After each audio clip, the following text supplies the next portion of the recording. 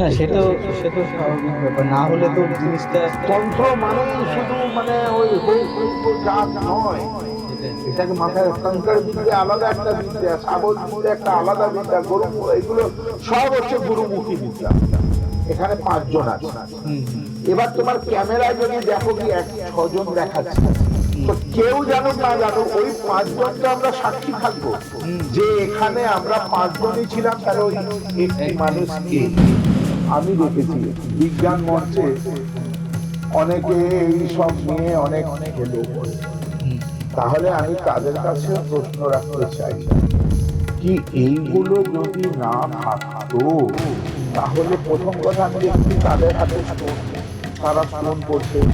দ্বিতীয় কথা, আমরা এগুলো দেখেছি, তাহলে আমরা বেদ থেকে দেখি বেদ লিখছে, ওরা শিবকে ওখানে প্রতিষ্ঠা করেছে। তাই বললাম যে চলো তাহলে আমার সামনে, আমি এটাকে ভাঙবো।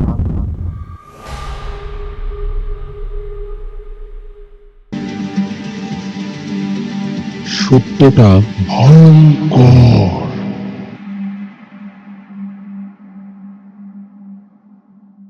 মেডিটাল এজেন্ট থেকে আমি দেবপ্রতিম। আজকে আপনাদের কাছে আমাদের একজন খুবই পরিচিত, 35 বছর তার এক্সপিরিয়েন্স, তিনি আর কেউ না, তিনি গুরুজি শ্রী বিনয় মহারাজ। আপনাদের কাছে নতুন ঘটনা আর খুব ভৌতিক অভিজ্ঞতা নিয়ে এই অনুষ্ঠানটা শুরু হচ্ছে। দেরি করছি না, আমি চলছি মহারাজের কাছে। আজকের বিষয়টা, নমস্কার। নমস্কার। আজকের বিষয়টা হচ্ছে গিয়ে কামাখ্যা মায়ং, যেটা আমরা শুনে আসছি এখনকার খুব সময়। ইন্টারেস্টিং। হ্যাঁ। আমি ভেবেই রেখেছিলাম যে আজকে তোমাদের সাথে এটা আমি শেয়ার করব। হুম, খুব ইন্টারেস্টিং একটা ঘটনা হুম। আছে, তো অনেক ঘটনা, তার মধ্যে একটা ঘটনা আমি তোমাদেরকে তুলে ধরবো। তার আগে আমি একটা কোশ্চেন করি। বল। কোশ্চেনটা হচ্ছে গিয়ে, এখন যে কামাখ্যা আর মায়ংকে সবাই খুব চিনছে, মুখের একদম ঠোঁটস্থ তাদের, কামাখ্যা মায়ং কামাখ্যা মায়ং, আর এগুলো সবই ইউটিউবের ইয়েতে আছে। এই আমি কিন্তু একটু যেটু যখন জানবো, তখন আমি এই ইউটিউব কামাখ্যা মায়ং আর অরিজিনাল কামাখ্যা মায়ং এরটাই জানবো, প্লাস ওই পার্থক্যটাও জানবো। দেখো, যারা আমাকে চেনেন বিশেষভাবে, হুম তারা কিন্তু জানেন হুম যে আমি ঠোঁট কাটা মানুষ, খুব সত্যি কথা বলতে ভালোবাসি। এই ইউটিউব, ফেসবুক, যেখানে এই সবগুলো শোনো, তারা কামাখ্যা বা মায়াং কোনোদিন গেছে কিনা এটা আমার সন্দেহ আছে। হুম যদি যায় এই ধরনের ঘটনা, মানে যে ঘটনা সব বলে, আমি তো এগুলো বলবো যে তারা হয়তো বলতো না। যাই হোক, বানিয়ে অনেক কিছু বলা যায়, গল্পে গরুতে গাছে ওঠে এবং সেগুলো প্রাধান্য পায় আমি দেখেছি হুম ইউটিউব বা ফেসবুকে। আমি যেটা বলবো এটা সত্যিকারের ঘটে যাওয়া ঘটনা, এবং আমার শুধু না, ওখানকার এক্স মিনিস্টার ছিলেন, হুম উনি আমার সঙ্গে ছিলেন। ঠিক আছে, তো এইরকম আমি একটা ঘটনা আপনাদের সঙ্গে শেয়ার করব। ওখানকার এক্স মিনিস্টার এর জন্য বলছি, তখন কংগ্রেসের সরকার ছিল, হুম। তো ওইখানকার এডুকেশন ডিপার্টমেন্টের মিনিস্টার ছিলেন রেসপেক্টেড রেকিবউদ্দিন স্যার। আচ্ছা আচ্ছা। তো উনি আমাকে ভীষণ ভালোবাসতেন, হুম। এবং ওনার দৌলতে আমি একমাত্র মানুষ, আমার মনে হয়, যে পুরো কামাখ্যা মন্দির বন্ধ করে তালা দিয়ে সিকিউরিটি সারা রাত আমি হোম করতাম ওখানে। বাহ। এটাই ওনার জন্য, এটা আমার একটা পাওনা। দেখুন, হ্যাঁ, যার কাছ থেকে যেটা পাবো সেটা স্বীকার করতেই হয়। সেটাই। আমি একটা ঘটনা তোমাকে বলবো যে অম্বুবাচীর সময়, হুম আজকে অম্বুবাচী আমি যাচ্ছি প্রায় 40 বছর, আমি কামাখ্যায় যাচ্ছি, হুম মানে আমার প্র্যাকটিসেরও আগে থেকে আমি কামাখ্যায় যাচ্ছি। হুম তো প্রায় 40 বছর আগেকার ঘটনা, মানে বুঝতেই পারছো যে হ্যাঁ। এখনকার থেকে তখনকার কোনো মিল থাকবে না। আর আজকাল 2-5 বছর হয়তো প্র্যাকটিস করছে, তারা অনেক বড় বড় কথা বলে। হুম। যাই হোক, আমি এক পান্ডার বাড়িতে ছিলাম। আচ্ছা। ওই পান্ডার বাড়িতে, পাহাড়ের ওপরে পান্ডার বাড়ি, হুম তখন এত ডেভেলপমেন্ট ছিল না, হোটেল ছিল না, পান্ডার বাড়িতেই থাকতে হতো। জলের তখন খুব সংকট দেখা দিত, জল পাওয়া যেত না হুম সেইভাবে। তো ওই সময় আমরা পাহাড়ের ওপরে ছিলাম। তো আমার কাছে একটি কাজ আসে, মানে একজন লোক বললো যে মহারাজ, আপনার অনেক নাম শুনেছি, এই জন্য আপনার কাছে আসলাম। হুম আমার আমার না তখন অনেক বড় বড় দাড়ি ছিল, মানে ওই যে ফটোটা দেখবে আমার, হ্যাঁ। আমি দেখাবো, ফটো আছে আমার কাছে। হুম আমার বড় বড় দাড়ি, তখন সাধনা চলছে পুরো আমার। তো বললো যে আমার এক দাদাকে একজন তান্ত্রিক মেরে দিয়েছে, মেরে দিয়েছে? তন্ত্র ক্রিয়া করে, উনিও নাকি সাধক ছিলেন। আচ্ছা। তো আমার না তখন মানে একদম একদম উগ্র হয়ে গেছে, মানে, কি বলছিস তুই? যদি তাই হয়ে থাকে আমি তাকে প্রাণদান দেব। কত বড় কথা বলছি ভাবো তো। বলছি যদি তন্ত্র করে তার শ্বাস রোধ করে দিয়ে থাকে তাকে আমি প্রাণদান দেব। এটা পসিবল? Yes possible, 100% possible. আমি সোশ্যাল মিডিয়ায় বলছি এটা পসিবল। আচ্ছা। এইবারে কি হলো, আমি বললাম এইদিকে বসলাম। এবার আমি আমার মতন করে দেখে আমি ওই ভদ্রলোককে বললাম, বাজে কথা বলছো তুমি, তুমি যার ব্যাপারে বলছো উনি তো সাধক হতে পারেন না। আচ্ছা। বলছে মহারাজ উনি সাধক, এইভাবে বলছো। ওর ভাই বলছে ভাই। বললাম যে না, তুমি ওনার ওয়াইফকে ফোন করো। আমি বলছি তুমি যার কথা বলছো সে তো সাধক না, সে একজন মুসলিম লোক।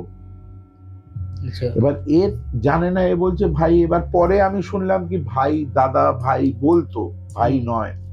আলাম ওর বাড়িতে ফোন করো। বাড়িতে তখন ও ফোন করলো, বুঝতে পারলে? ফোনটা ধরে তখন ওই ডায়াল ফোন, বুঝতে পেরেছো? ফোন করলো। ফোনে এবার শুনছি बोलছে যে मैं एक आया गुरुजी के पास, गुरुजी बोल रहे हैं कि भैया तो हिंदू नहीं है, मुस्लिम थे। তখন ওইখান থেকে ভদ্রমহিলা বলছে গুরুজি একদম সঠিক কথা বলছেন। ভাবো তুমি, দেখো এইসব বললে না গায়ে কাটা দিয়ে উঠবে। বলছে গুরুজি সঠিক বলছেন, উনি মুসলিম। ওনাকে একজন গুরুদেব দত্তক নিয়েছিলেন। দত্তক নেওয়ার পর ওনার টাইটেল হয়েছিল শ্রীমালি। আচ্ছা আচ্ছা। কি বললাম বুঝতে পারলে? দত্তক নিয়ে নিজের হিন্দু তাকে কনভার্ট করেছিলেন। যাক, এটা তো একটা স্টেপ গেল। তারপর আমি বললাম যে আমি ওনাকে বাঁচাবো, কালকেই আমি ভোপালে আসছি। ভোপালে? ভোপালের ঘটনা এটা ছিল। আচ্ছা। বললাম কালকেই ভোপালে যাব, আজকে রাত্রে আমাকে এই কাজ করতে হবে। তো ভদ্রমহিলা তখন রাজি হয়ে গেল। এবার আমি আমার মতন করে পারিশ্রমিক বলেছিলাম কাজটা করতে যা লাগবে। এবার আমি ওই পাহাড়ের ওপরে হোমযজ্ঞ করবে বলে পুরো স্টার্ট করেছি, বুঝতে পেরেছো? স্টার্ট করার মিনিট 5-7 মধ্যেই আমি বললাম যে তোমার এই বৌদি কিন্তু এই কাজ আমাকে করতে দেবে না। কেন? আসছি আমি। আলাম এইটা মানে তোমার বৌদি করতে বলে, এটা তো হতে পারে না, উনি তো সব বলছেন, উনি তো টাকা পাঠালেন। আলাম উনি যাই করুক উনি করতে দেবেন না। চলো ঠিক আছে, পরে কথা হবে। এইবারে যখন আমি হোমটা করছি পাহাড়ের ওপর, বুঝতে পারছো যে লাইট নেই, গুটগুটে অন্ধকার। আমরা 4টে প্রদীপ দিয়েছি আমাদের স্টোন ড্রিলের সামনে, যেখানে হোমে 4খানা প্রদীপ শুধু জ্বলছে, বড় বড় প্রদীপ। হঠাৎ করে কোথাও কিছু নেই, একটা ঝোড়ো হাওয়া। প্রদীপ যদি নিবে যেত মানে ওখানে যে কজন ছিলাম শেষ শেষ শেষ। আমি যা পেয়েছি আমার গুরুর কাছ থেকে সম্পূর্ণ শক্তি আমার লাগিয়ে দিয়ে ওই হাওয়াটাকে রোধ করলাম। কোথাও কিছু নেই, কিন্তু এই প্রদীপগুলোর মাঝখানে সাক্ষী প্রদীপ থাকে না? সবকিছু থাকে। ওটা অন্য জিনিস হয়ে গেল। ওটা ওই যখন 4টে প্রদীপ পুরো এরকম মানে নিভে যায়, আমার সম্পূর্ণ শক্তি আমি ওখানে লাগিয়ে দিয়ে প্রদীপগুলো জ্বালালাম। জ্বালানোর পর না, এবার তুমি ঠিক ভাব মানে বুঝতে পারবে, ওখানকার লোকাল মিডিয়া ওখানে আছে। যেহেতু আমি এত বড় একটা কাজ করতে চলেছি, খবর হয়ে গেছে, মিডিয়ারা চলে এসছে। এবার দেখো, আজকে যদি আমি এই ঘরের মধ্যে, যদি এই স্টুডিওতে তোমার যদি মনে করি কি আমরা এখানে 5 জন আছি, এবার তোমার ক্যামেরায় যদি দেখো কি 6 জন দেখাচ্ছে, তো কেউ জানুক না জানুক ওই 5 জন তো আমরা সাক্ষী থাকবো যে এখানে আমরা 5 জনই ছিলাম। তাহলে ওই একটি মানুষ কে? মিডিয়ারা ছিল। এবার হঠাৎ করে আমি এরাম করছি। এইবারে অনেকে বলছে দেখ দেখ দেখ ড্রামা চালু কিয়া গুরুজি। অনেক রকম মানুষ থাকে, তো আমার কানে আসছে, আমি ওইগুলোকে পাত্তা দিচ্ছি না। আর যে প্রেসের যে লোক ছিল ওইখানকারই নাম করা প্রেস, উনি কিন্তু ফটো তুলে যাচ্ছেন, নানান কিছু ফটো তুলে যাচ্ছেন। যাই হোক, আমরা তখন প্রায় 3:30 রাত্রে হোম আমরা সম্পূর্ণ করলাম। হঠাৎ বড় কলস তুলে আমি মারতে গেছি একজনকে। তো লোকে বলছে কি ব্যাপার, লোকে তো কিছু বুঝতে পারছে না। মারতে গেছি, যাই হোক করে আমরা সম্পূর্ণ করলাম। এবার সবাই যে যার হোটেলে চলে গেল, মানে যে যার বাড়িতে, মানে যে যেখানে থাকে। আমরাও ওই পাহাড়ের যে রুমে ছিলাম ইয়েতে ঢুকে গেলাম। তো 4:30-র সময় আমার দুজন শিষ্য আমার গা হাত পা একটু টিপছেন। তো হঠাৎ করে তখন 6টা বাজে, তখন দলে দলে লোক না আসছে ওইখানে। এবার আমার ওই শিষ্য বলছে, গুরুজি ইতনা আদমি আ রা হ্যায় ক্যা বাত? ও ভয় পেয়ে গেছে, কি ব্যাপার। তাহলে মানে তো লোক আসছে, আসুক, কি প্রবলেম। হঠাৎ করে না, হঠাৎ করে না, ওইখানে লাস্ট রুমটা আমারই, আচ্ছা ওইখানে আসছে মানে আমার কাছে আসছে। এবার ও ভয় পাচ্ছে যে কি ব্যাপার, কেন আসছে, ঠিক আছে। তো এর জন্য আমার আসতে দাও বসে। তখন বলছে না আমার বড় বড় দাড়ি ছিল, মানে আমি অন্যরকম, মানে তো এলো আমার কাছে এসে, ওই ফটোগ্রাফারটাও এলো, আচ্ছা এসে আমাকে ফটো দেখাচ্ছে যে গুরুজি এইটা কে দাঁড়িয়ে, এইটা কে দাঁড়িয়ে, এইটা কে দাঁড়িয়ে আমাকে দেখাচ্ছে। আর আমি এটা কে দাঁড়িয়ে, এটা আমি কালকে রাত্রেই জানি। তাই জন্যই তোমরা দেখো, সেটা ভেঙেছে। আমি যে এরাম নড়ছি, ও এইখানে ফটো এসছে আমার সামনে, আমি এরাম করছি এসছে। হ্যাঁ। তো অ্যাকচুয়ালি তখন তো সোশ্যাল মিডিয়ার এত কিছু ছিল না। যদি জানতাম আমি ওইগুলোকে অবশ্যই রাখতাম, হয়তো খুঁজলে এক দুটো ছবি আমি নিশ্চয়ই পাবো। এবং সব থেকে বড় কথা, সাক্ষী ওখানকার ওই মানুষরা হ্যাঁ একদম দাঁড়িয়ে আছে। আমি দেখো, এই এসছিল যে আমাকে কাজ করতে দেয়নি, ডিস্টার্ব করছিল আমাদের সাথে, আচ্ছা আচ্ছা কোনোভাবেই কাজ করতে দেবে না। আচ্ছা, ওই অবয়বটা কি তাহলে সেই বৌদির পাঠানো? ও যে তান্ত্রিককে দিয়ে এই কাজ করিয়েছিল, সেই তান্ত্রিক এগুলোকে করছে। এবারে কি হলো, তোমার প্রশ্নের উত্তর আসছি। ওই বৌদি কেন কাজটা করতে দেবে না? কারণ ওই ভদ্র মহিলাই ওর নিজের হাজবেন্ডকে এরম কাজ করিয়েছিল। আর এই হাজবেন্ডটা ছিল সেই মুসলমান লোক, সেই মুসলমান লোকটা যিনি হিন্দুতে নিজের কনভার্ট হয়ে শ্রীমালি টাইটেল নিয়েছিলেন এবং সাধনা তখন করেছিলেন। আচ্ছা। তো সকালবেলা যখন আমাদের নেপালে যাওয়ার কথা, ভোপালে যাওয়ার কথা হলো, তখন কিন্তু ও বললো যে গুরুজি আপনি ঠিক বলছেন, বৌদি আর ইন্টারেস্ট দেখাচ্ছে না। আমি জানতাম, মানে দেখ পুরো ঘটনাটাই আমি জানি। শুধু তাই না, ওই ঘটনা ঘটার পর অনেক দূর অব্দি কামাখ্যায় অনেক দূর অব্দি গেছিল, মন্ত্রী লেভেল অব্দি গেছিল। তখন এই রকিবউদ্দিন সাহেব আমার সঙ্গে দেখা করেছে। আচ্ছা। এরম একটা দেখে, এবং উনি এডুকেশন ডিপার্টমেন্টের পক্ষ থেকে আমাকে কিন্তু একটা অ্যাওয়ার্ড দিয়েছিলেন। সেই অ্যাওয়ার্ডটা তুমি দেখবে আমার চেম্বারে বাইরে রাখা আছে, তুমি দেখলে বুঝতে পারবে। এত বড় একটা ওখানকার যে সাম্মানিক উনি জানিয়েছিলেন। তো তারপর থেকে ওনার একটা বিশাল আমার টার্মস একটা তৈরি হয়। তারপরে এটা তো একটা ঘটনা গেল।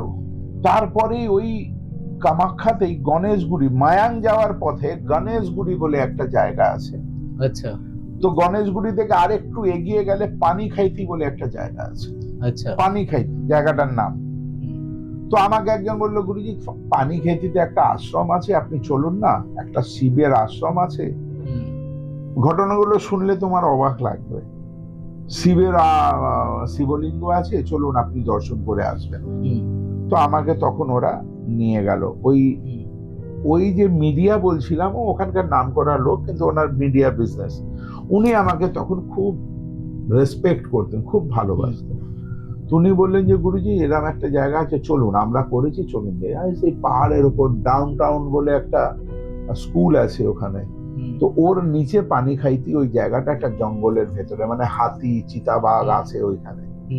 তো ওখানে আমি যখন গেলাম, আমি গিয়ে দেখলাম একটা শিবলিঙ্গ, সবাই পুজো করছে, মানে ওখানকার পাহাড়ে নেপালি একজন সাধু ওখানে ওটাকে রক্ষণাবেক্ষণ করে। আচ্ছা। তা আমি শিবলিঙ্গ দেখে খুব হাসছি। আমার না তখন মানে জাস্ট একটা ছোট্ট, আমি কাচ্চা টাইপের পড়তাম, খালি গায়ে থাকতাম, ভস্য মাখানো, হাতে একটা ত্রিশূল থাকতো। তো আমি মানে পরিবার থেকে ডিটাচ ছিলাম সাধনার সময়। তো আমি ওইরকম গিয়ে হাসছি খুব দেখে। তো ওখানকার লোক, এই মিডিয়া বলছে যে ক্যা হুয়া, মানে ওদের ভাষায় বলছে ওরকম আদো বাংলা আদো হিন্দি এইভাবে। তাই আমি বলছি বাবা এখানকার পূজারি কি, আগে ডাকো। পূজারি আসলো, পূজারিও দেখে যাই হোক আমাকে বললো বাবা আমি এটা করি। আমি বাবা তুমি তো ভুল পুজো করছো, গায়ে হাত দিও না বলছি বাবা, তুমি তো ভুল পুজো করছো, তুমি তো শিবের পুজো করছো না। কেন? ওটা তো শিব না, ও তো গণেশ। আচ্ছা। এবার তুমি ভাববে কি গুরুজি কি পাগল হয়ে গেল, কি কথা বলছে, পুরো শিবলিঙ্গ কিন্তু। হুম আমি বলছি এটা শিবলিঙ্গ নয়, গণেশ। বললাম বাবা এখানকার ঘটনা আমাকে বলো। বলছি বাবা আমরা একটা পাথর কুড়িয়ে পেয়েছিলাম, হুম ওই পাথরটাকে রেখে আমরা ওপর থেকে হুম। সুন্দর করে শিবের আভা করে ও, পুজোটা করছি। আচ্ছা। ও হয় না ওই সিমেন্ট হ্যাঁ। টিমেন্ট দিয়ে বানিয়ে করছে। তার মানে আমি দায়িত্ব নিয়ে বলতে পারি যে এটা শিবলিঙ্গ নয়, এটা গণেশ। আর ওরা শিবকে ওখানে প্রতিষ্ঠা করেছে। হুম তাই বললাম যে চলো তাহলে আমার সামনে, আমি এটাকে ভাঙবো। এবার ওইখানকার লোক রেগে গেছে, তাদের একটা আস্থার ব্যাপার আছে। হুম হুম যে গুরুজি বলছে ভাঙবে, এ কি যে ব্যাপার। এবার দুটো টিম হয়ে গেল, এক টিম আমার দিকে, গুরুজি যেটা বলছে সেটা হবে, হুম আর এক টিম ভাঙতে দেবে না। হুম। কিন্তু জোরটা আমার দিকে যারা ছিল তারা।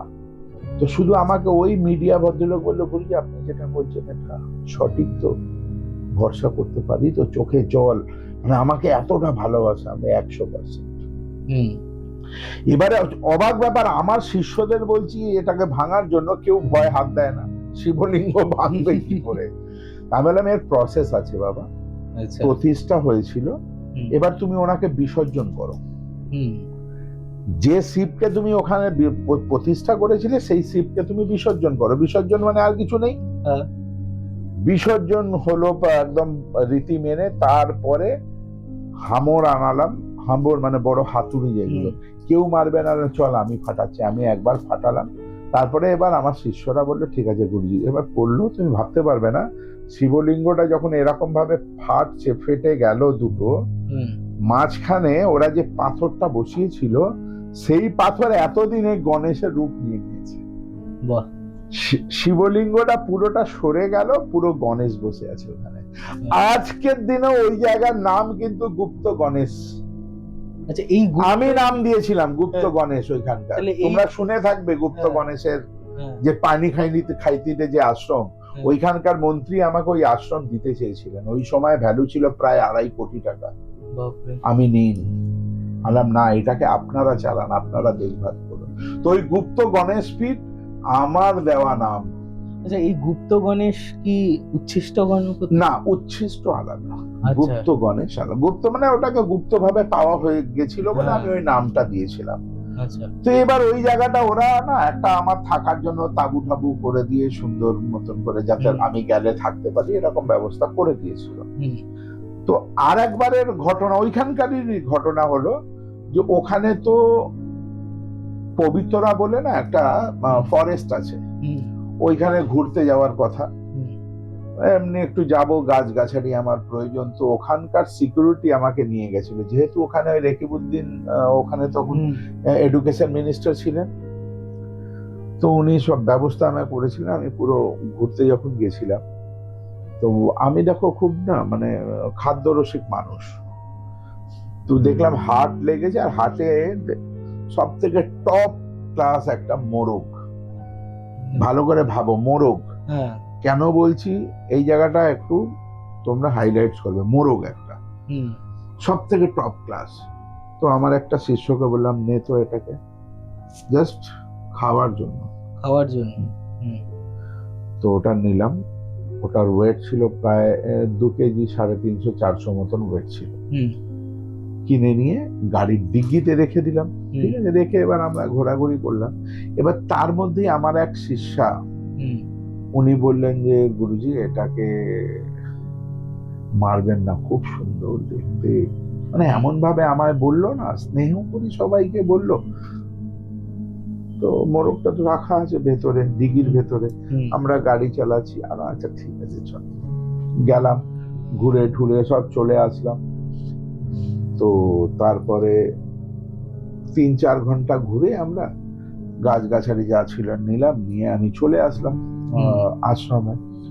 আশ্রমে আসার পর এবার লোকেরা ডিগি খুলছে মুরগিটা নেবে বলে। কোথাও খুঁজে পাচ্ছে না মোরগটাকে। কেন? এটাকে কঙ্কড় বিদ্যা বলে, অনেকে জানে না। হয়তো আমি আজকে বলবো, কালকে এটা কপি হয়ে যাবে, আবার কঙ্কড় বিদ্যা নিয়ে লোকে বলতে শুরু করে দেবে। যাই, ওই জন্য আমি বলি না আর কি।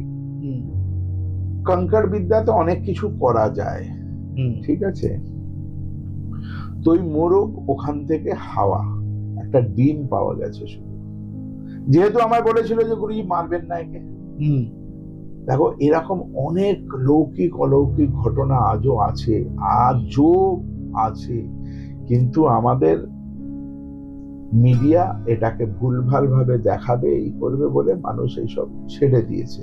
তবে কঙ্কড় বিদ্যা আমার কাছে আছে, আমার কাছে সাবরতন্ত্র আছে, এগুলো আজও আছে বলে কিন্তু লোককে আমি হাজার হাজার মানুষকে কিন্তু পরিষেবা দিতে পারছি। হ্যাঁ, সে তো স্বাভাবিক ব্যাপার, না হলে তো জিনিসটা তন্ত্র মানেই শুধু মানে ওই হোম যজ্ঞ যাগ নয়, সেটাই। এটাকে মাথায়, কঙ্কড় বিদ্যা আলাদা একটা বিদ্যা, সাবর বিদ্যা একটা আলাদা বিদ্যা, এগুলো সব হচ্ছে গুরুমুখী বিদ্যা। এবার কি হলো, ওই মোরগ ওই ডিমটাকে নিয়ে একজন ছুটে চলে গেল আশ্রমে, গিয়ে ওখানে অলরেডি আমার বলার আগেই ভেঙে অমলেট করে দিয়ে দিয়েছে।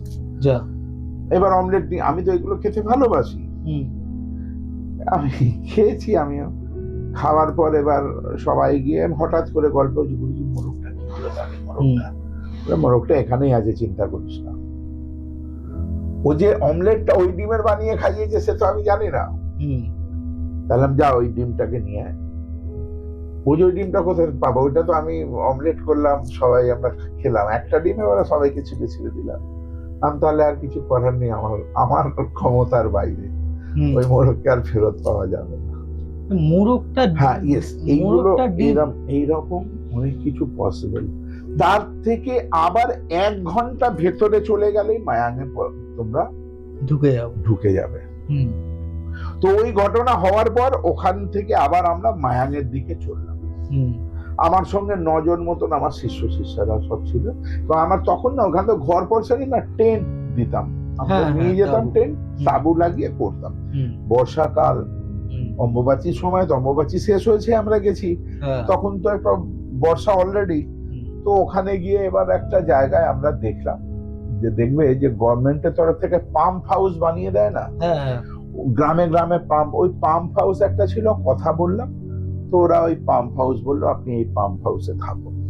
একটা টিম করে একটা লাইট জ্বলছে, আর কোথাও কিছু নেই। ওই পাম্প হাউসটা দেখলাম না থাকার মতো, ল্যাট্রিন বাথরুমে আলাদা ছিল, মেয়েরাও ছিল আমার সঙ্গে। চলো ঠিক আছে, তো ওই পাম্প হাউসে আমরা গিয়ে থাকলাম।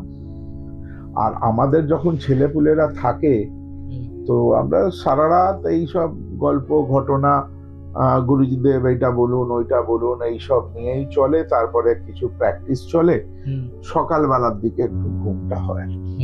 তো তখন আমার ঠিক মনে আছে, একটি ছেলে রাজেশ নাম, খুব ভীতু ছেলে, এইসব যে ভূত প্রেত এইসবের গল্প হচ্ছে তাতেই ওর ভয় পেয়েছে। শহরে থাকে বেচারা, কোনোদিন ওইগুলো দেখেনি, ওই পরিবেশ নেই। তারপরে একটা গুটগুটে অন্ধকার। তো তারপরে গল্প বলছি, হঠাৎ তখন বাজে প্রায় 2:10, 2:15, বাল্বটা দাম করে ফেটে গেল দাম। কি হলো, এবার আমরা 2-3টে বাল্ব, যেহেতু না বাল্বগুলো ফ্লাক্স করছিল, তো আমরা ভাবলাম যে একটা নিয়ে রেখে দিই। তো অন্য বাল্ব এনে ওখানে লাগানো হলো, বাল্বটা ফেটে গেল। এরকম অনেক অলৌকিক ঘটনা ঘটলো। তারপরে হঠাৎ আমার ছেলেরা দেখছে আমি ওই ধুতি এক হাতে ধরে, লুঙ্গি টাইপের ধুতি এক হাতে ধরে আর ছুটছি, দা রুক করে ছুটছি। আর আমার শিষ্যরা আমার পেছনে আসছে, আমি তাদেরকে হাত দিয়ে মানা করছি যে কেউ আসবি না। ইশারাটা খুব বুঝছো যারা ছিল, কারণ তারা জানে যে কোনো সময় ঘটনা, আমি জানি ওরা গেল একটা অঘটন ঘটতো। তো ওইখানে আমরা একটা কিন্তু মানে যেগুলোকে আমরা পেতনি বলি, ও ওইখানে এসেছিল। ওই কি বাল্বটা ফাটেছে? ইয়েস, ওকে ধরবো বলে আমি ছুটেছি। আচ্ছা, একদম পেছন ছুটেছি, এরা আসেনি। অনেকক্ষণ বাদে আবার আসলাম, এদেরকে ঘটনাগুলো বললাম। তুমি ভাবতে পারবে না, একটা বড় ঘরের মধ্যে আমরা ছিলাম, ওই পাম্প হাউসের ঘরের মধ্যে। সব যেন একদম সেটে গেছে আমার সঙ্গে বসে। তারপরে আমি অবস্থা বুঝে বললাম যে না, এখানে কোন রকম সকাল হলেই আমরা বেরিয়ে যাবো। তো এই ধরনের ঘটনা প্রচুর ওখানে ঘটেছে আছে। না, আমি মানে- জাস্ট একটা সিচুয়েশনটা ভাবছি বলো। যে ওই টাইমে যদি আপনার মতো কেউ না থাকতো, যদি কেউ, হ্যাঁ, তাহলে তো অবশ্যই একটা অঘটন ঘটতো। তার জন্য অনেকে আছে এগুলোকে আবার মিথ্যে প্রমাণ করার জন্য না নিজেরা পেঁয়াজ ভাজে করে। হ্যাঁ, না না, এরকম থাকে তো। ওই যে বললাম যে যখন কামাখ্যায় আমি হোমযজ্ঞ করছি পাহাড়ের ওপরে, তখন দেখলেন না দুজন বলছিল দেখ হ্যাঁ, গুরুজি ড্রামা চালু কর দিয়া। হ্যাঁ। তো ও বলছে ওর কথা মানে দেখো। এটা পেঁয়াজ ভাজতে গিয়ে ওখানে গেলে এবার কি বিপদে হয় না, পড়ে যাবে। তুমি দেখবে যে আমি দেখেছি বিজ্ঞান মঞ্চে হ্যাঁ, অনেকে এই সব নিয়ে অনেক খেলো করে। হুম, তাহলে আমি তাদের কাছেও প্রশ্ন রাখতে চাই, কি এইগুলো যদি না থাকতো হুম, তাহলে প্রথম কথা আমি দেখেছি তাদের হাতে স্টোন, তারা স্টোন পড়ছে। দ্বিতীয় কথা আমরা এগুলো দেখেছি, তাহলে আমরা বেদ থেকে পেয়েছি, বেদ মিথ্যে। হুম, আমি একটা জিনিস সব জায়গায় বলি যে সায়েন্স, হুম, আমরা বিজ্ঞানকে যখন মানছি, যখন আমরা সায়েন্সকে মানবো, তাহলে আমি ডিভাইন সায়েন্সকেও মানবো। হুম, কারণ এক মায়ের দুই সন্তান, হুম, এক হচ্ছে সায়েন্স, এক হচ্ছে ডিভাইন সায়েন্স। হুম। এইটাই তো ব্যাপার। তো এগুলো কোনো কিছু যুক্তি কিন্তু হয় না, হ্যাঁ, যুক্তি হয় যুক্তি না। নেই। আজ অব্দি দেখবে কোনো ডক্টর যখন অপারেশনে যাচ্ছে বলে ডক্টর নাকি ঠাকুর দেবতা মানে না। সায়েন্স তো না, তাই না, বলে। প্রত্যেকটা তো hospital- ডক্টর দেখবে এরকম কাকে করছে? হ্যাঁ, প্রত্যেকটা hospital-এ তো ইউনিভার্সকে আছে। মানতে হবে। এবং হ্যাঁ। এটা প্রমাণ করেছি আমরা, ভারতবর্ষে আমরা যে জন্মগ্রহণ করেছি, এটা আমাদের মানে পূর্বপুরুষের ভাগ্য যে আমরা এখানে জন্মগ্রহণ করেছি। কারণ ভারতবর্ষ এমন একটা দেশ যেখানে সাধু সন্তদের শুধু জন্ম হয়েছে। আজকে দেখো এই কোভিডে হুম, যখন সবাই তখন সায়েন্টিফিকরা কোথায় ছিলেন? সায়েন্টিস্টরা হুম, তারাও কিন্তু ঘরবন্দি হয়ে গেছিলেন। ঈশ্বর তখন বুঝিয়ে দিয়েছিলেন কি আমি আছি, এবং আমার ইশারা ছাড়া গাছের একটা পাতাও কিন্তু নড়ে না, হুম, তাই তো? হুম। তো এইরকম ঘটনা ঘটেছে। ঈশ্বরের ইয়ে ছাড়া একটা পাতাও ঘটে না। এইরকম হাজারো হাজারো ভূতের গল্প শুনতে আপনারা এই চ্যানেলটাকে সাবস্ক্রাইব করুন এবং শুনতে থাকুন। গুরুজি তো আমাদের চ্যানেল নিয়ে তো অনেকই বললো, আমিও একটু বলি যে যারা যারা হেল্প চাইবেন, যারা যারা ফিল করবেন এরকম কিছু, গুরুজি কিন্তু প্রচন্ড ভাবে হেল্প করে। আর নামটা হচ্ছে গুরুজি শ্রী বিনয় মহারাজ। আজকের না, উনি 35 বছর ধরে আছেন। আর মেডিটাল এজেন্ট মানে সত্যিটা কিন্তু খুবই ভয়ঙ্কর। Thank you. সত্যটা ভয়ঙ্কর।